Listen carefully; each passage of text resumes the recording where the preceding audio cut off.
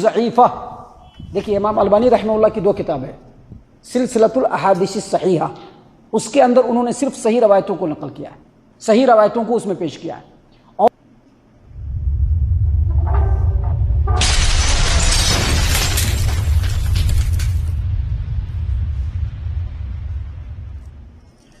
السلام علیکم ورحمۃ اللہ وبرکاتہ۔ الحمدللہ رب العالمین والصلاة والسلام علی اشرف الانبیاء والمرسلین نبینا محمد وعلی آلہ وصحبہ اجمعین، اما بعد، اعوذ باللہ من الشیطان الرجیم، بسم اللہ الرحمن الرحیم۔ قال اللہ تبارک وتعالی فی قرآن المجید: یا ایہا الذین آمنوا ان جاءکم فاسق بنبأ فتبینوا ان تصیبوا قوما بجہالۃ فتصبحوا علی ما فعلتم نادمین۔ وقال نبی صلی اللہ علیہ وسلم: من کذب علی متعمدا فلیتبوأ مقعدہ من النار۔ رب اشرح لی صدری ویسر لی امری واحلل عقدۃ من لسانی یفقہوا قولی، رب زدنی علما۔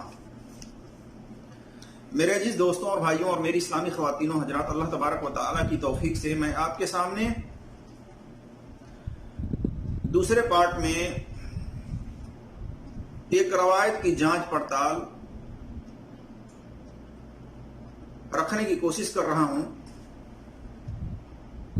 اس سے پہلے میں نے سلسلۃ الحدیث صحیحہ کے تعلق سے شیخ منظور الہی صاحب کی اصلاح کی غرض سے ایک ویڈیو ہم نے بنائی تھی کہ نکاح کرنے کے بعد آدھا دین مکمل ہو جاتا ہے اس روایت کے تعلق سے، اور ہم نے تحقیق آپ کے سامنے رکھی کہ سلسلۃ الحدیث صحیحہ کے بارے میں جو یہ دعویٰ کیا جاتا ہے کہ سلسلۃ الحدیث صحیحہ میں شیخ البانی رحمۃ اللہ علیہ نے صرف صحیح روایتوں کو نقل کیا ہے، صرف صحیح روایتوں کو پیش کیا ہے، وہ دعویٰ میں کتنی سچائی ہے ہم نے آپ کے سامنے رکھی کہ اگر اس کتاب کو جو کہ کئی جلدوں میں ہے، اگر اس کتاب کی چھان بین اصول حدیث اسماء اور رجال کے میزان پر کی جائے تو اس کے اندر بہت ساری روایتیں ضعیف ملیں گی، کمزور ملیں گی۔ نام رکھ دینے سے یہ ثابت نہیں ہوتا کہ اس کتاب کے اندر تمام روایتیں سند کے اعتبار سے اصول حدیث کے میزان پر صحیح۔ نام تو رکھا جا سکتا ہے، لیکن یہ کوئی ضروری نہیں ہے کہ اس کے اندر ساری روایتیں صحیح ہیں۔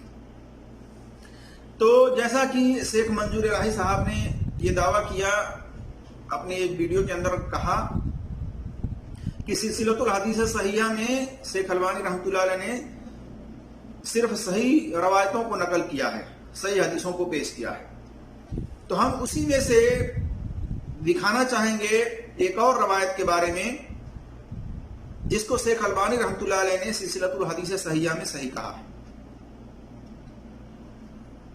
اور اسی طرح سے جو اصول ہیں، اسی اصول میں سے ایک اصول شیخ منظور الہی صاحب نے بیان کیا ایک جگہ پر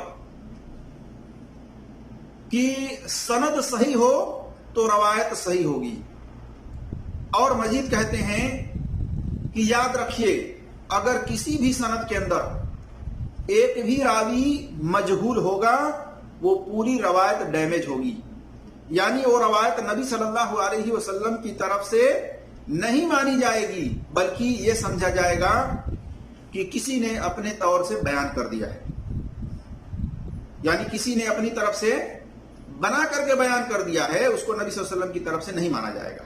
یہ انہوں نے اصول بتلایا ہے، ہم انہی کے اصول کے مطابق یہ بتائیں گے کہ سلسلۃ الحدیث صحیحہ کے اندر یہ روایت بھی قابل قبول نہیں ہے، اور جنہوں نے بیان کی ہے انہوں نے اپنی طرف سے بیان کی ہے آپ ہی کے اصول کے مطابق۔ ہم مجہول حال راوی کو ثابت کریں گے، بلکہ ثابت کیا ہے محدثینوں نے، ہماری کوئی اوقات نہیں ہے، تو ہم آپ کے سامنے نشاندہی کریں گے آپ کی اصلاح کی غرض سے۔ اللہ تبارک و تعالیٰ سے دعا ہے کہ اللہ تبارک و تعالیٰ ہمیں حق بات اور سچ بات کہنے کی توفیق عطا فرمائے، جو ہم سے لفظی طور پر کہنے میں خطائیں ہوں اللہ تبارک و تعالیٰ اس کو معاف فرمائے، آمین یا رب العالمین۔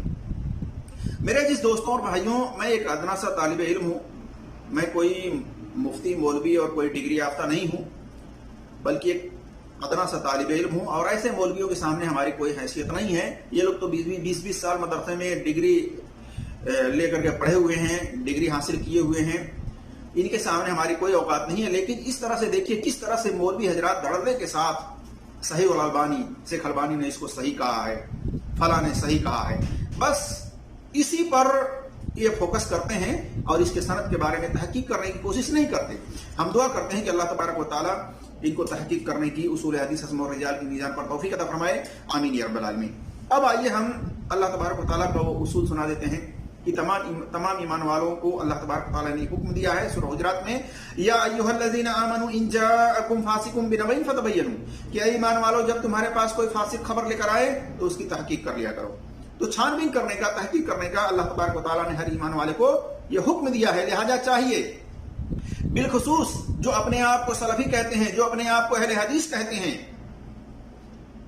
उनको मैं दावत देना चाहूंगा, दावत फिक्र देना चाहूंगा कि वो मुतहर्रिक बने, मुहक्किक बने, मुकल्लिद न बने, और सवाल करें, ऐसे मौलवियों से सवाल करें कि क्या हजरत आपने अपनी जाती इल्म की सलाहियत की बिना पर उसूल हदीस अस्मा और रिजाल की मीज़ान पर इसकी सनद को चेक किया है, या सिर्फ आप शेख अलबानी रहमतुल्लाह अलैह के सही करदा जो रवायतें हैं उसको आपने पेश किया है। तो शेख अलबानी रहमतुल्लाह अलैह ने तो बहुत सारी खताएं की हैं तहकीक के अंदर, और मुदल्लिस की आने वाली रवायतों के बारे में बहुत सारी मनमानियां उन्होंने की है। मैं किसी और मौके पर उस बारे में मैं वीडियो बनाऊंगा और सबूत दूंगा आपको, ऐसे नहीं मैं कहता हूं। तो तहकीक करने की जरूरत है। अगर जो भाई तहकीक करने की सलाहियत नहीं रखते हैं, इल्म नहीं रखते हैं, तो किसी गहरा इल्म रखने वाले अस्मा और रिजाल के बारे में किसी मुहक्किक से सवाल करें, सनद के बारे में सवाल करें। आइए हम इस बारे में नबी सल्लल्लाहु अलैहि वसल्लम को फरमान भी सुना देते हैं कि नबी सल्लल्लाहु अलैहि वसल्लम ने फरमाया, मन कज़्ज़ब अलैहि मुतअम्मिदन फलियतबअ मक़अदहु मिनन नार, कि जिसने जानबूझ करके मेरी तरफ झूठी बात मंसूब की जिसको मैंने नहीं बयान की है, तो उसको चाहिए कि अपना ठिकाना जहन्नम में बना ले। तो मेरे अजीज दोस्तों और भाइयों, सही बुखारी के अंदर हदीस मौजूद है, हदीस नंबर 109, 110 वगैरह में। तो बहरहाल एहतियात करने की जरूरत है। मैं ये नहीं कहता कि जानबूझ करके मौलवी हजरत इस तरह से बयान करते हैं,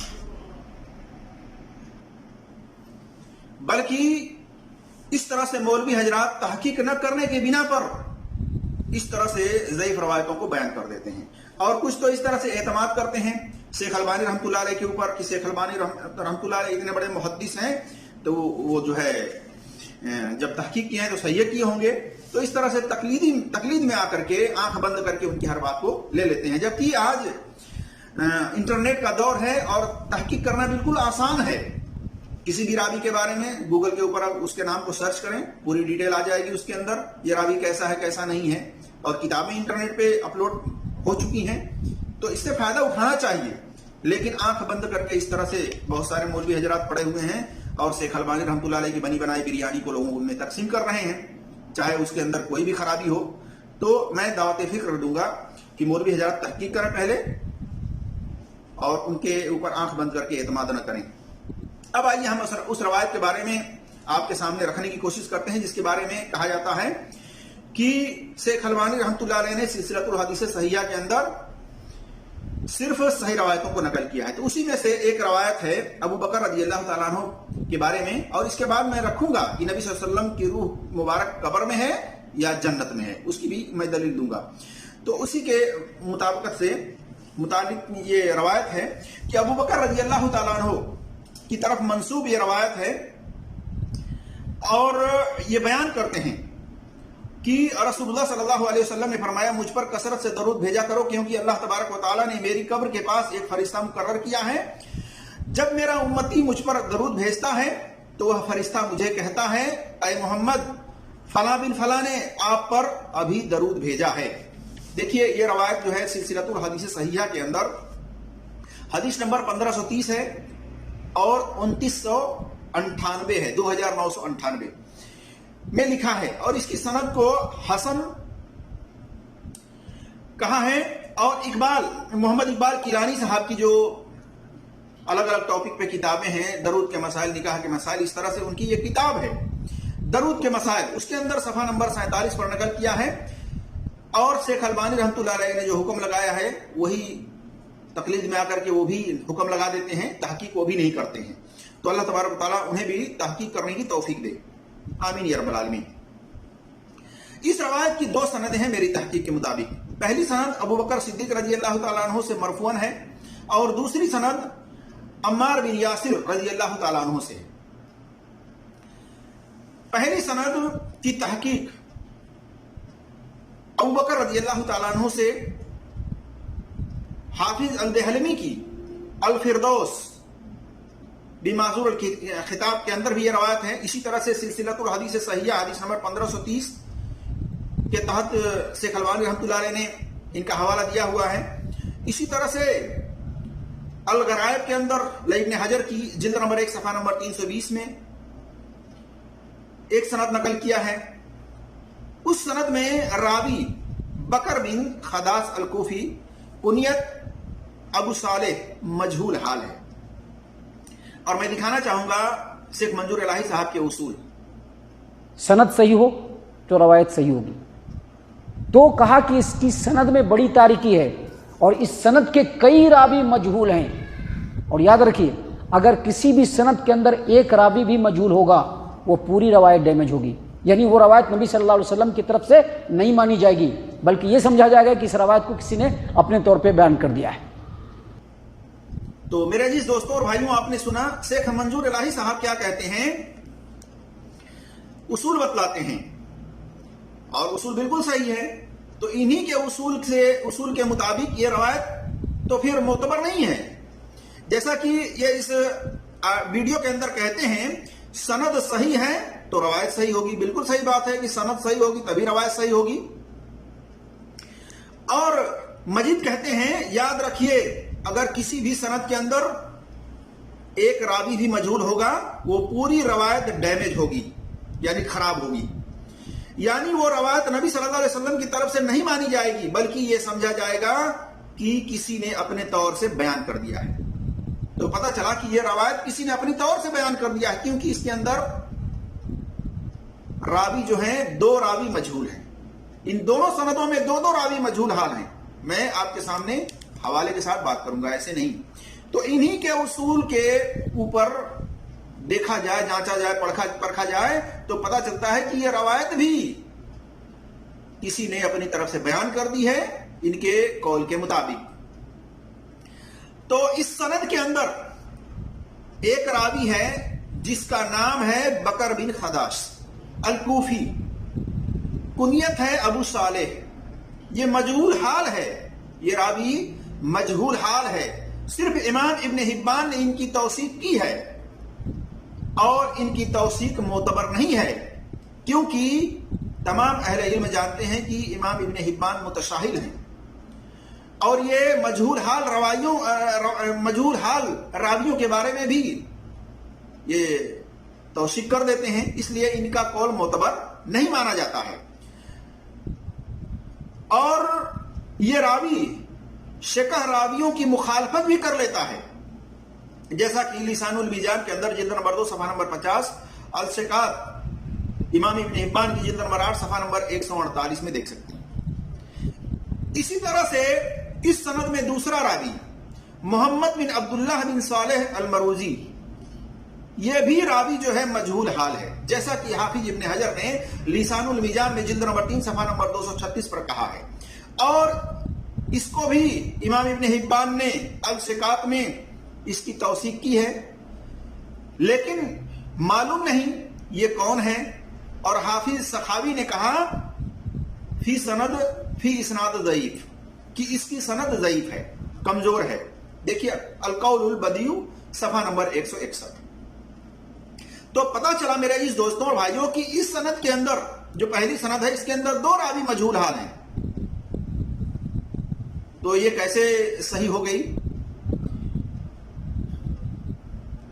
تو پتہ چلا کہ یہ روایت جو ہے سند کے اعتبار سے پہلی سند بھی ضعیف ہے۔ اسی طرح سے دوسری سند کی تحقیق دیکھیے، دوسری سند عمار بن یاسر رضی اللہ تعالیٰ عنہ سے ہے۔ الترغیب و ترہیب کے اندر جلد نمبر 2 صفحہ نمبر 402، مجمع الجوائد امام حیثمی کی جلد نمبر 10 صفحہ نمبر 165، القول البدیع صفحہ نمبر 165، اسی طرح سے سلسلۃ الحدیث صحیحہ میں حدیث نمبر 30 के तहत तारीखुल कबीर लिल बुखारी जिल्द नंबर 6 सफा नंबर 416 हदीस नंबर 2831, इसी तरह से अल ज़ौफ़ा अल कबीर लिल अकीली जिल्द नंबर 3 सफा नंबर 248 हदीस नंबर 1246 में इमाम अकीली ने इसके बारे में जरह की है, इसके तहत देख सकते हैं। इसी तरह से इस हदीस की सभी सनद को इमाम जलालुद्दीन अब्दुर्रहमान सियूती ने किताबुल इलल मसनुआ फिल हदीस मौदूआ में जिल्द नंबर 1 सफा नंबर 283 284 पर नकल किया है। यानी इस हदीस को उस किताब में जलालुद्दीन अब्दुर्रहमान सियूती ने लिखा है, जिसमें मनगढ़ंत रवायतों को नकल किया हुआ है, दर्ज किया हुआ है। इसी तरह से किताब बुगियतुल बहस के में जिल्द नंबर 2 सफा नंबर 962 पर है, यह रवायत है। इसकी सनद में एक रावी जो अम्मार बिन यासिर रज़ी अल्लाह तआला अन्हु से रवायत है, उसकी सनद में एक रावी अब्दुल अजीज बिन अबान है। इसको जमहूर मुहद्दिसीन ने मतरूकुल हदीस करार दिया है और इमाम यहिया बिन मईन ने कहा कज़्ज़ाब, खबीस और यदउल हदीस, यानी ये रावी झूठा भी है, बुरा है और हदीस का गढ़ने वाला है। देखिए अल ज़ौफ़ा वल मतरूकीन के अंदर इब्नुल जौज़ी की। और दूसरा रावी नईम बिन जमजम और तीसरा रावी इमरान बिन हिमेरी अल जाफई, ये दोनों रावी अम्मार बिन यासिर रज़ी अल्लाह तआला अन्हु की हदीस की सनद के अंदर तमाम सनदों में मौजूद हैं और ये दोनों रावी मजहूल हाल हैं। जैसा कि हाफिज ज़हबी ने कहा, इसकी हदीसें मारूफ नहीं हैं, यानी मजहूल हाल हैं। और इमाम बुखारी ने कहा हदीस में इसकी मुताबिकत नहीं की गई है। देखिए लिसानुल मीजानुल इत्तिदाल में जिल्द नंबर 3 सफा नंबर 236। और हाफिज इब्न हजर ने कहा इमरान बिन हिमेरी ला यरफ, मालूम नहीं कौन है, यानी मजहूल हाल है। लिसानुल मीजान जिल्द नंबर 6 सफा नंबर 170 में नंबर है 5741। इसी तरह से लिसानुल मीजान के अंदर जिल्द नंबर 8 सफा नंबर 289 के अंदर नंबर है 8164। इस रावी की तौसीक इमाम इब्न हिब्बान ने अल-सिकात में की है, लेकिन उनकी तौसीक मोतबर नहीं है, जैसा कि मैंने वजाहत की है। इस हदीस की सनद को अस्मा और रिजाल के मीजान पर ज़ईफ, ज्यादा और बातिल करार दिया गया है। पहली सनद में 2 रावी मजहूल हैं, जबकि दूसरी सनद में भी 2 रावी मजहूल हाल हैं और एक रावी को कद्दाब तक करार दिया गया है। फिर कैसे यह हदीस हसन हो गई? और इस हदीस से यह अकीदा बनता है कि नबी सल्लल्लाहु अलैहि वसल्लम अपने जिस्म मुबारक और रूह मुबारक के साथ कब्र मुबारक में हैं और हर दरूद पढ़ने वाले आदमी का नसबनामा फरिश्ते नबी सल्लल्लाहु अलैहि वसल्लम को बताते हैं। जबकि सही बुखारी के अंदर, यानी मुख्तसर सही बुखारी में हदीस नंबर 697 में लंबी हदीस है, उसके आखिर में आप सल्लल्लाहु अलैहि वसल्लम को आला मकाम दिखाया गया, तो आप सल्लल्लाहु अलैहि वसल्लम ने कहा मुझे अपने मकाम में दाखिल होने दो। तो फरिश्तों ने कहा अभी कुछ उम्र आप सल्लल्लाहु अलैहि वसल्लम की बाकी है, जिसे आपने पूरा नहीं किया है। अगर आप उसे पूरा कर चुके होते तो अपने मकाम में आप जा सकते थे। पता चला कि आप सल्लल्लाहु अलैहि वसल्लम की रूह मुबारक कब्र मुबारक में नहीं है, बल्कि आप सल्लल्लाहु अलैहि वसल्लम की रूह मुबारक आला मकाम में जन्नत में है। इस हदीस के रूह से मेरे अजीज दोस्तों और भाइयों, तो मैंने आपके सामने इस हदीस का खुलासा रखा कि यह हदीस सिलसिलतुल हदीस सहिहा के अंदर मौजूद है और इसकी 2 सनदें हैं और दोनों सनदें हमारे तहकीक के मुताबिक उसूल हदीस अस्मा और रिजाल की मीजान पर ज़ईफ हैं, ज्यादा ज़ईफ हैं, सख्त ज़ईफ हैं और 2 रावी दोनों सनदों में मजहूल हाल हैं और एक रावी कज़्ज़ाब तक है, रवायतों को गढ़ने वाला तक है। मेरे अजीज दोस्तों और भाइयों, फिर ये कैसे सिलसिलतुल हदीस सहिहा के अंदर इसको शेख अलबानी रहमतुल्लाह ने सही कहा? सोचने की बात है। तो मेरे अजीज दोस्तों और भाइयों, ये कहना कि सिलसिलतुल हदीस सहिहा में सिर्फ सही रवायतों को शेख अलबानी रहमतुल्लाह ने नकल किया है, ये बिल्कुल झूठ बात है। اور میں دعوت فکر دوں گا اہل علم کو کہ وہ ذرا حرکت کریں، اپنے ذاتی علم کی صلاحیت کے بنا پر تھوڑا اصول حدیث اسماء و رجال کی میزان پر چیک کریں، ورنہ اسی طرح سے تقلید میں، اندھی تقلید میں اس طرح سے آنکھ بند کر کے شیخ البانی رحمۃ اللہ علیہ کی صحیح البانی اس طرح سے اگر آپ پڑھ کر کے لوگوں میں پھیلائیں گے تو پھر یاد رکھیے قیامت کے دن آپ کی پکڑ ہوگی، جو کہ نبی صلی اللہ علیہ وسلم سے روایت ثابت ہی نہیں ہے۔ الاسناد من الدین، سند دین میں سے ہے میرے عزیز دوستوں اور بھائیوں۔ جب سند ہی صحیح نہ ہو تو پھر سوچئے حدیث کیسے صحیح ہو سکتی ہے؟ تو اس پر غور فکر کریں اور تحقیق کریں۔ اللہ تبارک و تعالیٰ سے دعا ہے کہ اللہ تبارک و تعالیٰ ہمیں قرآن اور صحیح حدیث پر عمل کرنے کی توفیق عطا فرمائے اور تحقیق کرنے کی توفیق عطا فرمائے، آمین یا رب العالمین۔ السلام علیکم ورحمۃ اللہ وبرکاتہ۔